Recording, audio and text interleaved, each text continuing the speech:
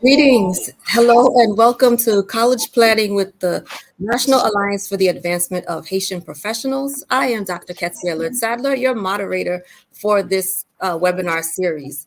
Glad to have you all here tonight as we will be talking to some amazing staff members in the field of nursing and nursing education.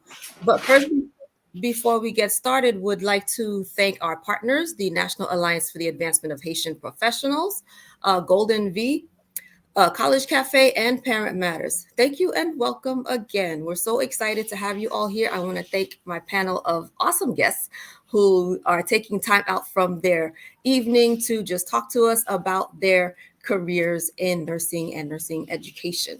So I just want to start out with giving brief bios on them because we're going to talk a little bit and get to know them better. If you're like me, I don't like listening to reading a long drawn out bio, much rather have interaction and conversation.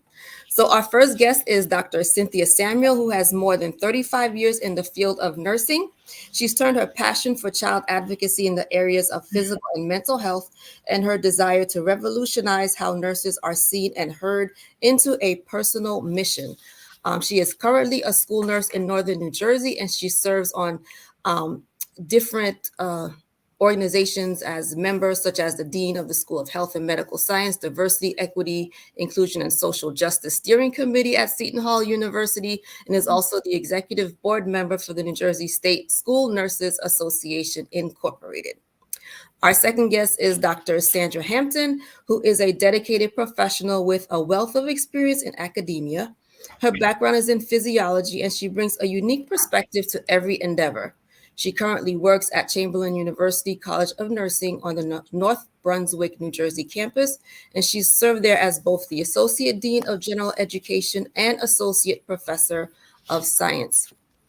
And our third guest is Miss Jasmine Jones, who is a registered nurse and writer. In 2020, she earned a Bachelor of Science in Nursing at Drexel University in Philadelphia, Pennsylvania. While attending undergraduate school, Jasmine took advantage of many opportunities, including traveling abroad to Australia and completing a minor in communication. She's currently working per diem as a pre and postdoc nurse for Cooperman Barnabas Medical Center in Livingston, New Jersey.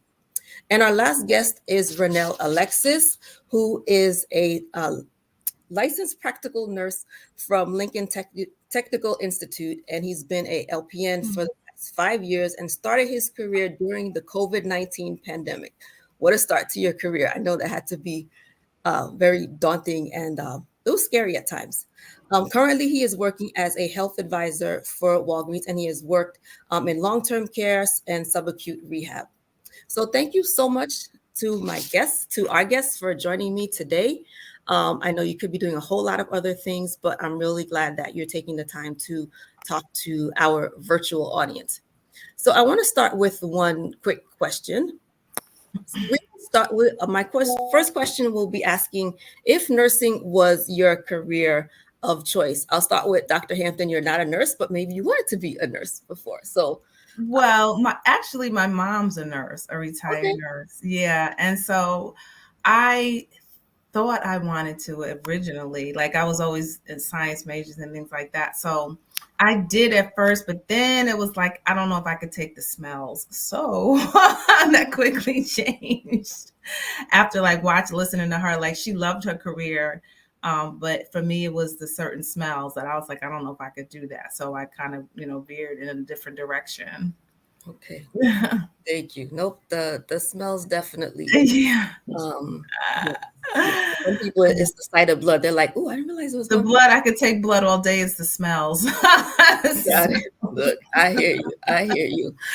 Dr. Samuel, we'll go to you now. Well, yes, I've wanted to be a nurse since the third grade. I had a very close friend of the family who was a very high-ranking nursing administrator in the Veterans Administration Hospital, where my dad was a chief of social work service. So I come from a family of educators and healthcare professionals. So yes, from the beginning, I always wanted to be a nurse. My family friend who happened to be Bernice Ferguson, who at the time was the president of the American Nurses Association, and also the president, the chief nursing officer at the Veterans Administration Hospital. She was always pristine. She commanded and demanded respect anytime she entered a room. And she was just phenomenal at what she did as a nurse legend, nurse icon, nurse leader, all of that. So I emulated her, and she's one of the reasons I'm a nurse today. And my school nurse in elementary school was also the reason why I'm a school nurse today. So I followed in some very lofty shoes and footsteps. Yeah, you definitely did. Nurse Jones? Hi. So I knew I was going to go into medicine because both of my parents did some sort of medicinal something. My dad was in chemistry, he worked for Merck, and my mom, she was in health insurance. So if I wasn't in the doctor's office growing up because I was always sick, I would go around with her because she would have like doctor's offices that she needed to visit. So I was always exposed. It wasn't until I was in the 8th grade volunteering at one of my local hospitals that someone put it on me that I was going to be a nurse. One of the patients kept saying, like, oh, you're my nurse, you're my nurse. And it kind of opened up the world for me that it was a possibility and that there was something innate within me that people saw.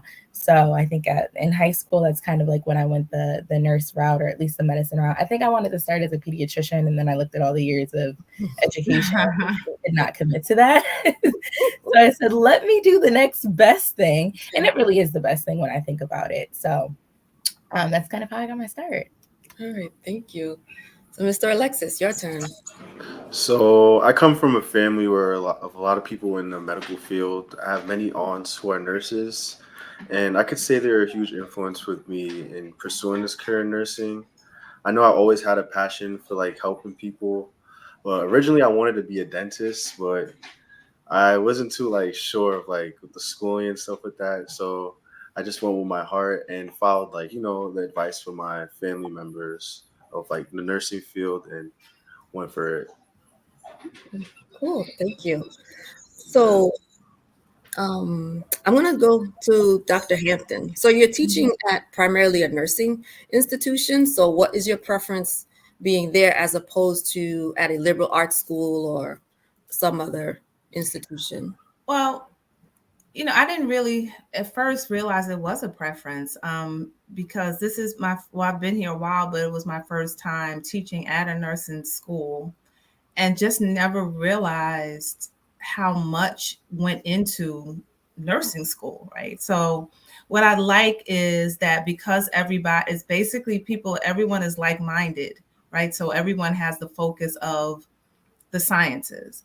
And so it becomes a little more easier for them to relate, because I have a lot of students that may be like in some profession, like maybe some EMTs, LPNs, people work in the hospital in some capacity. So everyone has a general interest in the sciences and of course in nursing. So I just like it because everyone just seems to be more focused, as opposed to in a liberal arts, they just may be taking a particular class just because they have to satisfy some kind of requirement in their major. You know what I mean? So that's, if there was a preference, that would be the one thing that would sway me to continue to work for nursing colleges.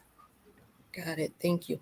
And so in your students, are you seeing some challenges academically when they're taking the nursing courses? And I'm going to jump to our teachers to talk about their academic pathway. But, what are you seeing in them, and how should they prepare or whatever? So I typically, because I teach anatomy and physiology, so I typically see, students coming into the gen ed, so early program students. So with the early program students, I typically have problems with time management, study habits, even test taking skills. A lot of them are coming, some are coming directly out of high school and feel like the same kind of study habit that they had in high school can translate over to nursing program. It cannot. Some people just don't have good studies habits. They procrastinate before they study. So when you study particularly for the physiology class and all the classes for that matter, it's an ongoing process. I tell them whatever they learn in the week to act like the test is the following week, because that's the rigor. At my school, it's an accelerated program. So instead of doing 16-week semesters, we do 8 weeks, 8-week sessions. So it's a lot. Another problem is their time management. A lot of them come to school having families and things like that, and they just don't know how to manage their time. And so then they get caught up that way, not being prepared for, exams, or not getting their work done in a timely manner, things like that. So those are the biggest challenges that I see with students that I'm constantly, coaching them on, pretty much, because then when they move on to the nursing, what I call the nursing side of the house, they'll be more prepared in what's coming for them. So I try to help them to develop better study habits and ways to approach, different challenges, even in the gen eds, because it typically will, trickle into, a habit that they would need, or something good that they would need when they get to their nursing courses. No, definitely. I can relate to that, because I went to college as a biology major intending to go to med school, which didn't happen. And then I went to nursing school at Holy Name. I was married with a 1-year-old. So that time management piece was so important, because I wasn't just a student now. I had to manage being a wife and a mother and all those duties to try and study. So I kind of did what you were talking about. I would review my notes every night when I came home from class, and was rewriting notes using different colors to help me remember. So by the time the test came, I only focused on things that I really still was a little bit unsure of. And so the instructors were really good at staying after with us or having study groups. Yes. So that was really helpful. It definitely is important. And also I tell them to make a schedule for themselves, because of reasons you just mentioned. If you have children and husband, we have to come home and cook or do, so whatever weekend events with the kids, I told them you need to carve out time for yourself. I'm not saying studying has to be 10 hours a day. It could be, you could take it in pieces, 2-hour intervals, 2 hours this day, another 2 hours another day, but you need to make yourself a schedule and stick to it. And just stay focused. I always tell them, remember your why, because there was a reason you wanted to come to nursing school, and things will get hard. They will get hard. So you remember why you came, and that has to always be your focus. Just to keep that in the back of your mind, no matter how hard it gets, no matter how much you want to quit, remember your why, because if it was easy, everyone would be doing it. So you made it through the doors. So the challenge is to keep going and stay there and pass that NCLEX. Yes. That is the test, boy. And I remember back when I was finishing nursing school, I think we were the second class to take it on the computer. So yes, that was real different. So let's go to our nurse panelists. So if you each could take a few moments and share your academic nursing journey, and just talk about any challenges you might have had. So I do want to piggyback off what Dr. Hampton said. I was someone who went to nursing school straight out of high school, and I could say for myself, it is not the same, what we're used to in high school versus nursing school. So it did take me time to, conform to that schedule and the study habits as well, because it's completely different from what you're brought up learning in high school. So I could say that was a challenge I faced in nursing school, with conforming to time management. It is a clock hour based program for LPN program. So you have to be on time for class and clinical. So those are huge adjustments for me that I weren't exactly used to. So after I could say the first term, it went pretty smoothly after that. Okay. But it is an adjustment at first, for sure. Great. And what about the academics besides the study part? How did you overcome any challenges in the coursework or anything like that? So I used Pearson View, the books. Those were very informative. So I could say practicing questions a lot. That was one thing that I heard from many, like even experienced nurses, to answer as many questions as you can, and just answer, like go through at least 100 questions a day, like to answer. Mm-hmm. Yep, Yeah. definitely. Nurse Jones, you want to answer that question? Let's chat about your academic journey and any challenges.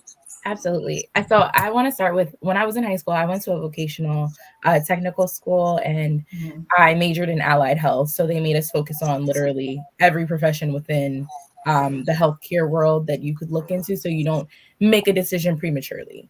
So for a while, I kind of had known that I was going the nursing route.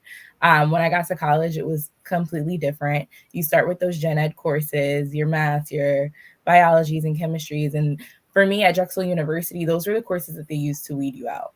A lot of people did not make it past the first quarter. And the difference between my university and other universities, we were on a quarter system versus semester. It was very quick. So the way that accelerated nurses go back to school and they're doing things within a year to 18 months, that's how it was for my time at Drexel. And they break it up between 4 and 5 year programs. They factor in a 6-month co-op opportunity, or where you go directly into the workforce as a part of your curriculum. So they try to make you out to be little adults when you're 18 years old, which can be very hard. It's a very challenging adjustment, but it really does prepare you when you get out, not only into the real world, but the real nursing world. I would say that for me, the hardest parts of nursing school were the time management piece and balancing everything and realizing what was important. I was very involved. I joined a sorority during my sophomore year, Delta Sigma Theta Sorority Incorporated. I was the president after I had joined of my chapter. I became a treasurer of my West Indian student establishment. I was on gospel choir. So a lot of extracurricular things that kept me busy. And nursing for me, with the amount of money that I was paying at Drexel, or my parents were paying at Drexel, it needed to be priority. Clinicals started at 5 o'clock in the morning, sometimes went until 2, 3 p.m. You have to set yourself up for that. Realistically, it's all very demanding. It really depends on what kind of college experience you want to craft for yourself. I don't regret any part of my journey, but I will say it wasn't the easiest. I remember when I was in high school speaking with my guidance counselor at the time, and I said, hey, I want to save money. I don't want my mom to put out too much. So I think I want to go to a community college. And she looked at me and she was like, why would you ever do that? You have so much to offer. You need to go to university. And one thing I would love for students that are looking into college to know, while I know she came from a very great perspective, you can go anywhere.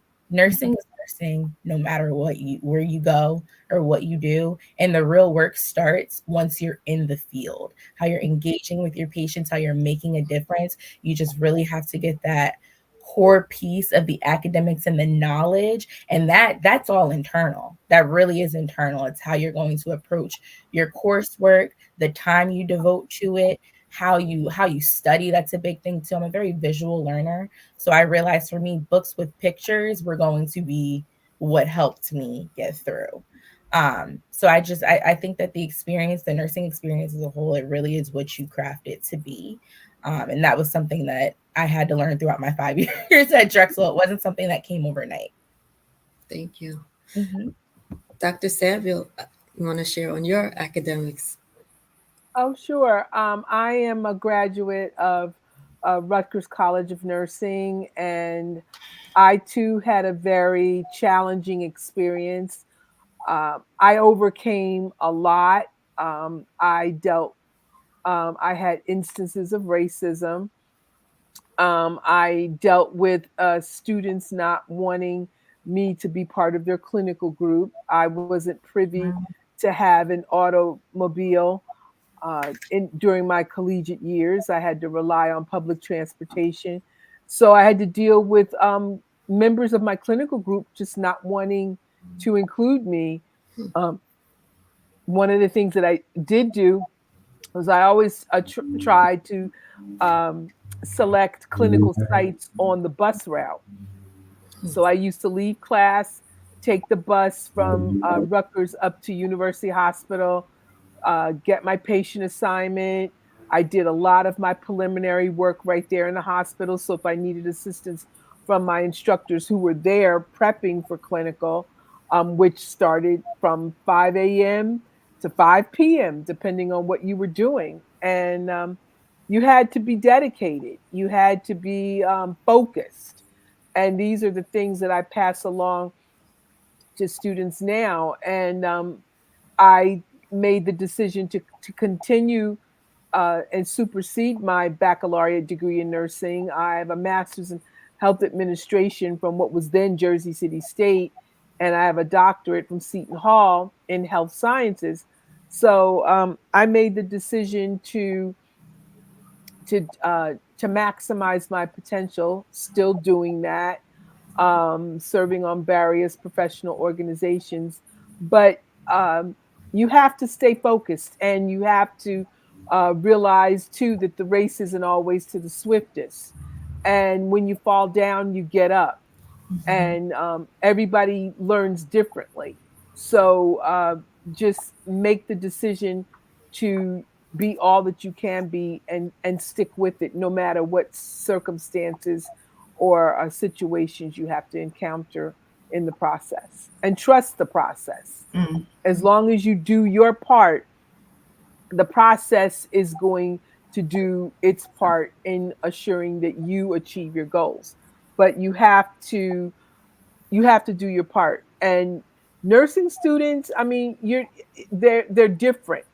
They're different in a lot of ways when it comes to discipline, study habits, stick-to-itiveness. And while everybody's out on during the weekend, nursing, and it hasn't changed across many universities. A lot of nursing exams are Monday morning, 8 a.m. So you already know how your weekend is going to be carved out. So you're not going to be at the party. You're not going to be clubbing with your friends. And this separates the adults from the children. You have to stay focused, and you have to prioritize. But at the end, when you achieve your goals, the victory is really sweet. Yes, absolutely. So I want to piggyback on what you were saying about the racism to our to more recent graduates. How did you all how were your classmates? Were they supportive? Were they not? I definitely, I didn't notice necessarily racism going to school in Philadelphia. It really wasn't something that I personally saw. But I would say that nursing students really did stay to themselves. They were very, I have the information and I'm keeping it. Like we weren't all taking the same exam.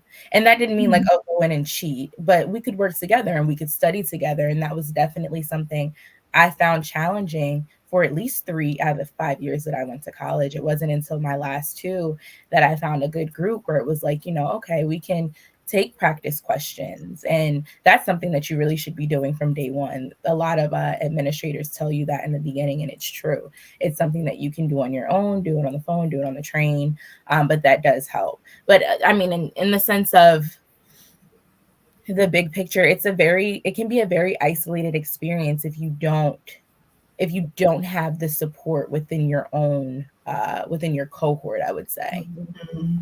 Yeah, that's different. Yeah. Mr. Alexis, you want to comment on that point?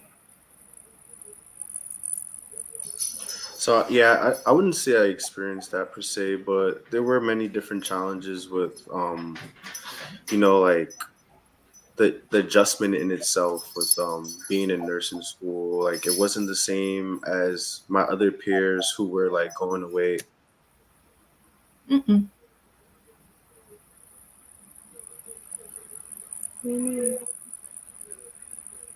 Okay, we lost Renel. So hopefully you'll come back in and join us. So I want to continue, Dr. Samuel. So you have a doctorate as a school nurse. So do you find that people sometimes say to you, well, why are you a doctor as a school nurse? Isn't there anything else you want to do? I do get that on occasion. I even received, well, why didn't you just go to medical school? Well, I didn't want to go to medical school. And I just didn't want to go. And the beauty of having a PhD in health sciences is there are avenues, there are many open avenues that lend itself to exploring. And I like to be diversified. I never was one to follow the crowd. A lot of people went this way, I went that way. And Me too. I just I was always different like that. And I enjoy being a nurse, and I also enjoy the diversity of the various career tracks that are out there to pursue. And and the sky's the limit. It's just, what are your interests, and how do you plan to explore your interests? And that's the beauty in being a nurse. Mhm. I know I've gotten that question a lot too. They're like, you're a doctor, but you're a nurse. Why are you still working in a school? But for me, I like being on the proactive end of health and Absolutely. children Absolutely. because they're going to become adults. So let's start talking now about your health and making certain Yes. choices and decisions. This year Yes. I added a health club to school, and it's amazing hearing the kids talking about the foods they eat, the foods they like, the foods they don't like, but they're making those decisions Exactly. at 8 and 9 years old so that they Exactly. can take it Mhm. into And their if futures. I do say so myself, I think nurses do a better job in addressing that. We tend to be very personable, we are very understanding, we're very flexible, and we're very creative in how we put the information out there for the people. And again, that's one of the things I love about being a nurse is you can be in the trenches right there with them, and they can relate to you. And I Mhm. do know, as a practicing school nurse, there needs to be more people who look like us, who can relate to us, and who are culturally sensitive to who we are, and what our needs are in the community. So those are things that nurses are, especially school nurses, which I love. I Yep. love the kids, I love the families, and they need that advocacy. They need that voice. I am a voice for the voiceless, people Right. who are scared to speak up, people who don't know what to say or when to say it or how to say it. I'm there for them. I'm their advocate. So those are the things that I enjoy doing as a school nurse, and what nursing as a profession can render, to the community. Nope, I agree. One of my other roles, I serve on the board of health for my town, so that also gives me a pulse on what's happening Hmm. within public health and access to resources and information to Hmm. give the families as well, and different connections with different organizations. So you're able to bring additional to the table besides Hmm. what I'm just required to do as a school nurse. So I'm definitely grateful for all Hmm. those opportunities. So Nurse Jones, what's in your future for your academic career in nursing? This got me really excited because I actually I just was accepted into a nursing succession fellowship at I work for Penn Medicine. So they offer this for nurses that are interested in getting away from the bedside. And a major part of it is just leadership development if you want to get into education, leadership, or nurse informatics. I told them when I applied, I said, hey, I'm a writer. I want to get into communication in some way, and I want to combine that with nursing. I also have a passion for public health, and I do look forward in the future to going back to school for a doctorate in public health.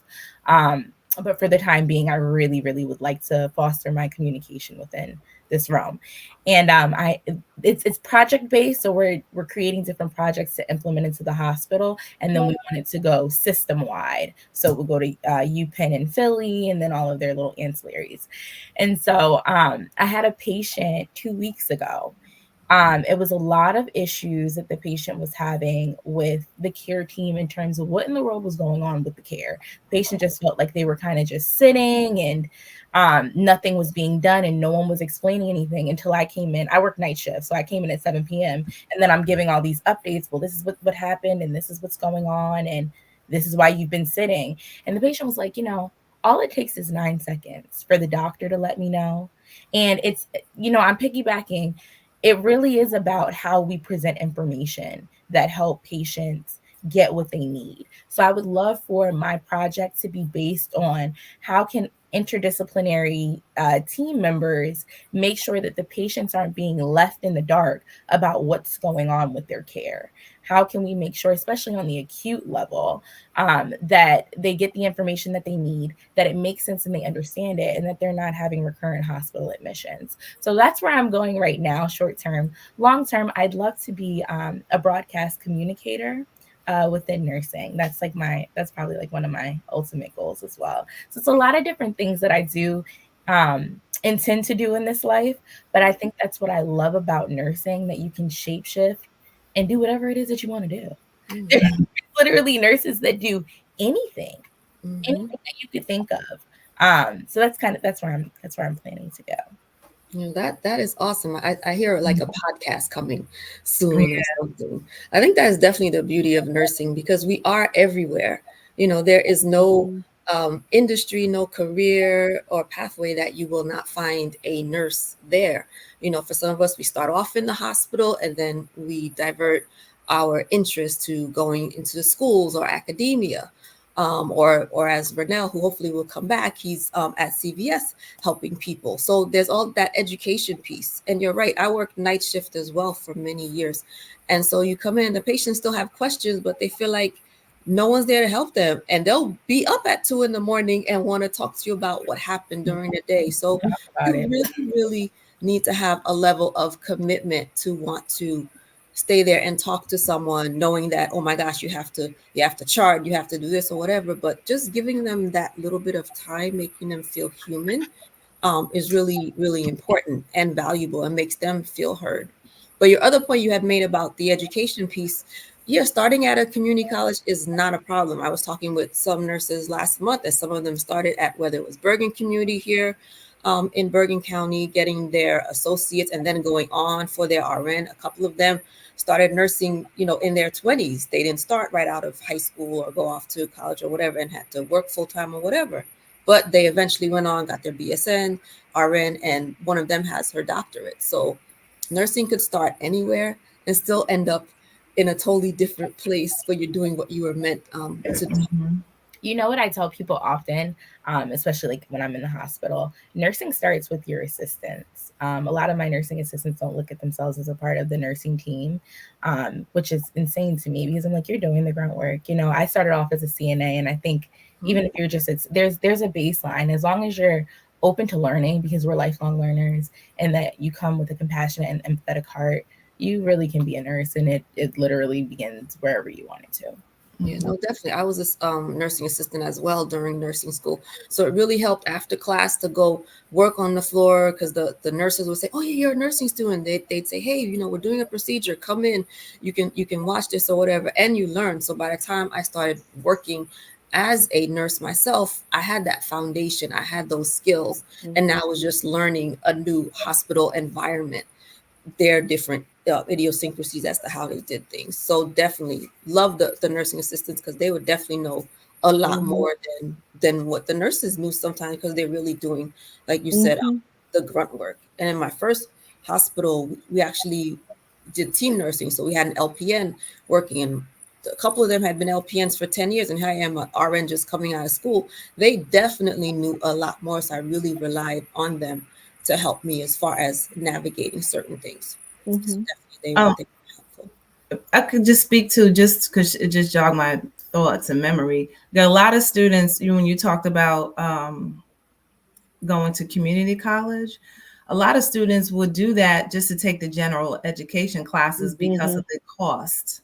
So if you are one that, you may not have all the monies or whatever, can't get as much loan as you want to go to school, that could be an option to do like general education classes in the community colleges, because those are typically cheaper than when you get to like the university. And then that, but make sure, of course, it will go over to the school you're going to. But yeah, a lot of students do that just for cost effectiveness. Oh yeah, no, definitely. And that's something I mention all the time. And especially in New Jersey. New Jersey has a lot of money at the community college level. You can definitely get your entire education paid for, plus doing well enough to transfer through those two. We have the New Jersey Stars 1 and 2 Our program, yeah, right, absolutely. into a 4-year school and again have that whole education totally paid for. No reason to graduate owing a lot of money. You know? And there's nothing wrong with attending a community college when you're not quite ready for that traditional collegiate setting. Absolutely. Because, you know, I noticed, you know, as a school nurse and also having, you know, sat in and helped facilitate a lot of college courses, being a guest speaker, etc. A lot of our students are struggling, you know, because they don't have those strong study skills and that discipline and that focus to survive a traditional collegiate setting. So a community college is a very good place for them to develop that and to hone in on their weaknesses and improve their skill sets. So when they do transfer, especially in the STARS program, to a Rutgers, a Princeton, a UDEL, or whatever, they are able to stay afloat. And they learn how to adapt, because it's a huge step from a high school setting to a collegiate setting. And not everybody can grasp that initially, you know. And a lot of our kids spend the first year or two of their traditional college life in taking remedial courses, you know, because they haven't mastered those skill sets. So yeah, a community college is a great alternative for that. So when they do transfer as a sophomore, junior, they're able to make it. Right. And sometimes more focused on what they actually want to do, right? Because a lot of times students will come in freshman year not having a clue. Right. And then they'll take courses, and then next thing you know, they're in their sophomore year wanting to change their major. And so now they're backtracking. So they're backtracking and they lose that year. They lose that year because once you enter into your junior, senior year, which is upper division, as you already know, you know, a lot of those are specialty courses. Exactly. And sometimes, depending on the track, you have to apply based on your GPA and your college, you know, your coursework at that juncture, and get admitted that way. And then ultimately, the reality though is when you're a patient in the bed, you don't have time to ask your nurse where she went to school first. The thing is, I have pain. Can you assess me now, as opposed to when you first saw me when I first came on? Hi, Renel, welcome back. So, like they want to know that you can assess them and make sure that you're going to call the doctor and say, all right, so and so, their blood pressure is not what it was when I first came on. That's what they want to know. They don't care where you started. So we're good to have you back, Renel. So if you want to continue as you were talking, you were talking about your academics and the challenges and everything that you had. You're muted. You're muted.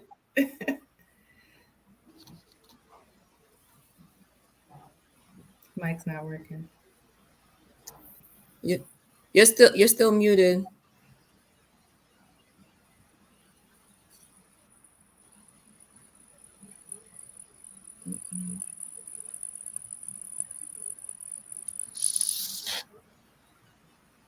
It says that he's not muted on StreamYard, but we don't hear him.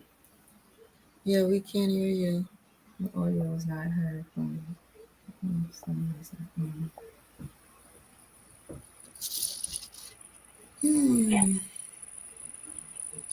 Oh, we still cannot hear you.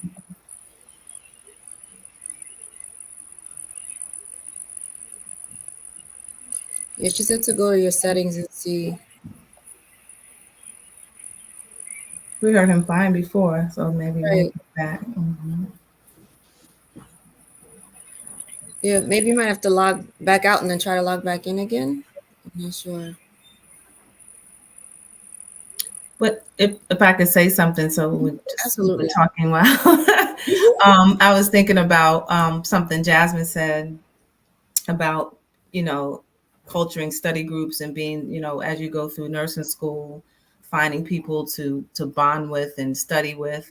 And that's actually something that I don't want to say teach, but encourage the early program students to do, because you will need each other. right? So, you find your friend group, you find people that you have something in common with, and you, because you're going to always need someone.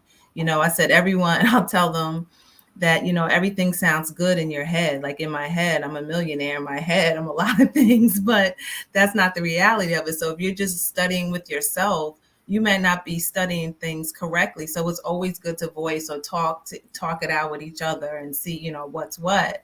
But you definitely need partnerships in this whole process. Too, something, Dr. Hampton, I think is really important, not even just within university having study groups, but when you have your checkouts, right, and you're doing your assessments, you have to have people to do that on, at least when you're at home.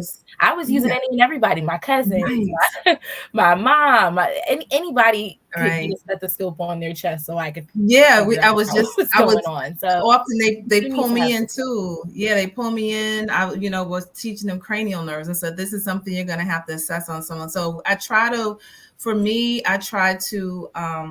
kind of tap into the nursing side to see what ways I could support what the students are about to go into.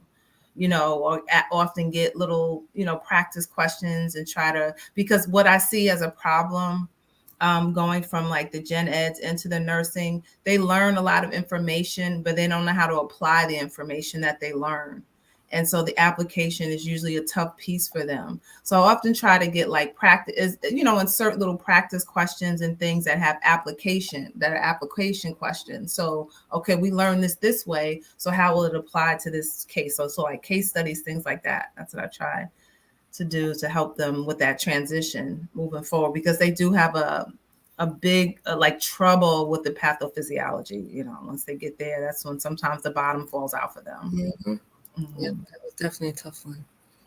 How are we doing, Renel? No, we can't. Can you hear me now? No. Yeah. I need to check something else. Yeah, I remember my study group in nursing school. Some people came in, they had groups of friends, and we were such a motley group. I was in like my mid-20s. One of my classmates was in her 40s, and this was like a second career for her. Another young lady had just come out of high school, so we were kind of like the outliers of the groups, and then we kind of ended up forming our study group.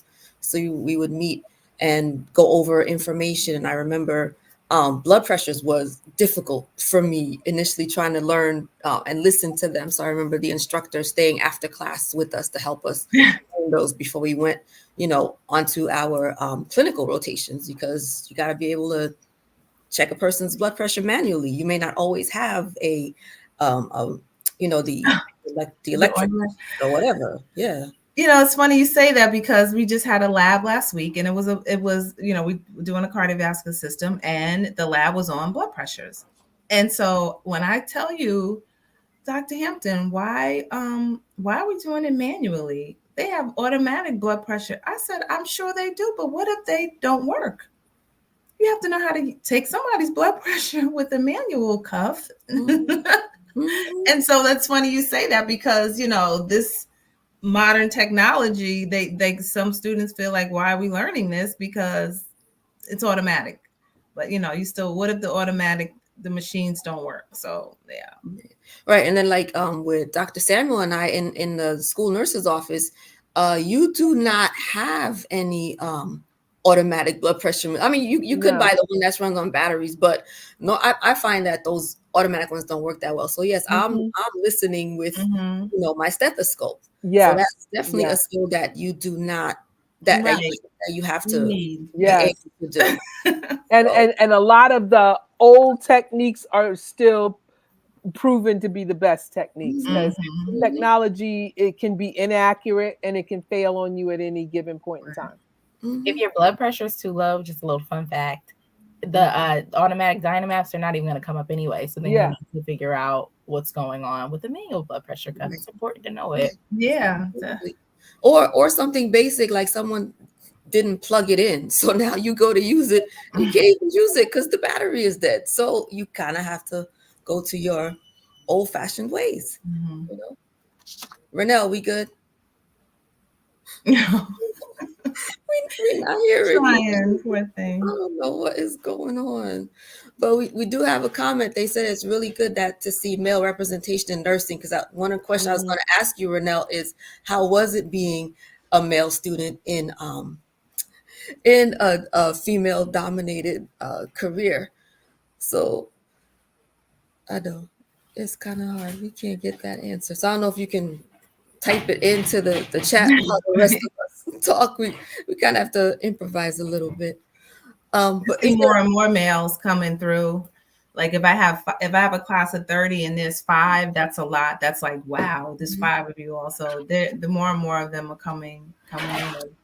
Yeah, and I remember seeing them as well in my when there was 1 or 2 in my classes, and I went to Holy Name Nursing School, so we also had the LPN program. There were a couple guys there, and then when I started working on the hospital units, definitely there were a lot more male nurses on the floors.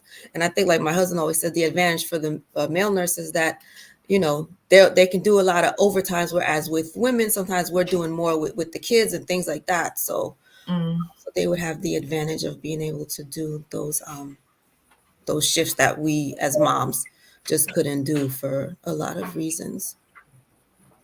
But so anything else that you ladies want to share, or Dr. Hampton, anything you want to share with our audience?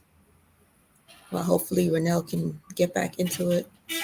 I would definitely, I think it was Dr. Hampton that said, always circle back to your why. I would just reiterate that because I didn't come from a family that had actual nurses to give me the real deal of what actually happens when if you start out in the hospital. Not everybody starts there, but it's hard. And I started in COVID as well, as Renel. So it was just a different beast, and you really have to come back to, what in the world did I even do this for? Right. When it gets really hard, because it does. Just like nursing school was hard, the nursing world is not all that easier if you're in the acute care setting. I can't speak for everywhere, but the why will definitely center you. And there are people that you meet along the way that are, whether it's your patients or other nurses or doctors in the practice, you sit on a panel and you get to meet amazing professionals that really make it rewarding and that serve as a reminder as to why you do what you do in this field. And it's beneficial. I always tell myself, I want to be the nurse that if I were in a hospital bed, that's the person that's taking care of me, and they are doing the best that they can do with what they have, and that they care for me and they're compassionate. It's really important, because what I always say, what's keeping us from being that patient? Right. Right. Whether it's yourself or thinking, okay, if this were my mom or my dad, my grandma, how would I want them to be treated? And sometimes some are not. They don't think that way. So definitely, that's part of my philosophy as well. Renel. Are you guys able to hear me now? Perfect. Yes. Yes, of course. Hey, we got you back. So yeah. So if you would continue on what you were sharing with us before. Being a male in nursing school was quite an interesting experience. I did receive a lot of offers of help from my classmates, being that some classes I would be the only guy. The downside of it was in clinicals, I wouldn't say I'd get the full-on experience as other female peers were, because in these facilities, a lot of them you have female patients comfortable with having a male nurse or such. I would either have to go in with another student, or they just didn't want a male nurse. But in regards to schooling and stuff, classes, I could definitely say being a male with forming study groups and stuff, it was way easier. People were more open to having someone seeing my face in class. Thank you. So tell us, academically or career-wise, what are you planning to do further? Do you plan to go on with your BSN, and where else do you see yourself going? So I have plans to attend schooling this upcoming spring. I'm going to be in Eastwick, where I'll be going for my BSN RN. So I'm shooting for like higher than that because my aunt, she recently did just graduate and got receiving her doctorate in nursing. So I they really like my aunts are really like huge motivators, and being that they're like so experienced in this nursing field, so I go to them for any sorts of advice. And even when it comes to like being in the field, like they definitely like, pushed me into like, pursuing this career. So they showed me like the different avenues, and since working in the field, I'm able to like experience it myself that it isn't just limited to bedside. And I do see if like once I obtain my RN, I do like want to open up my own healthcare agency. That's like the long run. Okay, nice. We definitely need more agencies because, as Dr. Samuel knows, we school nurses, we can't find subs. So, we'll be looking for you to provide some substitutes. Absolutely. Yeah. Definitely. It is Oh, tough yeah. there. So tell us also, like, coming into nursing during COVID had to be difficult. Oh, Um, so what did you find? How was it for you? so that experience, I could probably say, I remember being in school and learning about PPE and all protective equipments, and just thinking, these would probably just be used case basis, with patients who are in quarantine. And then COVID came along, and it was just, practically everyday life, PPE, putting on to just protect ourselves. So that was just like a huge, like, shock factor. I was not expecting that, like, to be the reality of what to expect starting. No, I can definitely imagine. Anything else, Jasmine? Because you said Nurse Jones, you said you also started during COVID. It did. I was in the ER when COVID started, and it was not an enjoyable time at all. And that was the consistency for everyone, people that had been doing nursing for 60 years and then little old me who had just started. It definitely teaches you a different type of nursing, being able to rapidly prioritize what's important. And that can be hard too because everybody's family member is really important. And then having to navigate away from a pandemic into something that the world didn't necessarily see as urgent any longer. I still take care of COVID patients to this day, and sometimes I think people think it's all gone. So just being able to protect yourself, remind and educate people why it's important to protect themselves. And it's not just COVID. I think MMR is going back up again right now too. People aren't getting their vaccinations, and it's really important to stay educated and to figure out ways to protect yourself, because becoming infected with these diseases and having to be in a hospital, and for people during COVID, they were on ventilators, and a lot of people didn't make it. So it was not a time that I would like to revisit ever again in my nursing career. But it was definitely a learning lesson for sure that I still can apply to this day. No, it definitely was tough. And as you mentioned, not getting MMRs, I just saw recently that there's like, I believe, 64 cases in the United States, which is not a good thing because we have the vaccines. And I've been on a couple webinars in the last couple of years where we're with patients and vaccine hesitancy. How do you talk to them to help them understand the benefits? You listen to their concerns, but help them to understand the benefits of it. So, but that's a whole other webinar that we could talk about. So Mr. Alexis, we have a question for you, which is, what advice would you give to a male who's interested in a nursing career but nervous to do so? So someone who's interested as a male, I would say best advice is to definitely just go for it.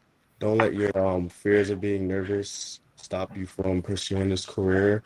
You definitely get help along the way from your peers in nursing school to even staff working in facilities. Like, I never felt like there was any, like, no one I can go to for help. Like, it's always like a pleasure, like, where you go, wherever you go, to have like a male nurse. Yeah. Okay. Well, thank you so much. So I'm going to ask the panel, is there anything else that just jumped out that you want to share with our virtual audience?